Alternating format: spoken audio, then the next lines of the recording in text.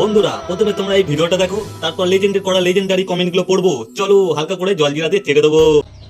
তো গাইস তোমরা সবাই জানো যে তনুর আর আমার মধ্যে একটু ঝামেলা হয়েছিল, একটু মানে কি বলবো, একটু বেশি বাড়াবাড়ি হয়ে গেছিল। অনেক বড় একটা ঝামেলা তো হয়েছিল। ওকে ওর বাড়ির লোক অনেক বুঝিয়েছে, আমার বাড়ির লোক অনেক বুঝিয়েছে, আমি ওকে অনেক বুঝিয়েছি। তো ফাইনালি ও আমাকে আবার ফিরে চলে এসেছে।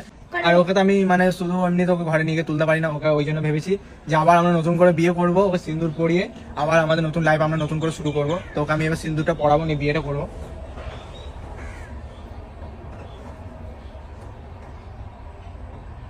तो चलिए शुरू करते हैं। আগের পরটা কি হবে हमको नहीं पता। ভাদ্র মাসে কুত্তার পিরিত যেমনি হয়, তোদেরও ওরকমই চলছে। তোমরা তো বিয়েটাকে পুতুল খেলা মনে করেছো। মানে মেয়ের শিরশিরানি উঠেছে।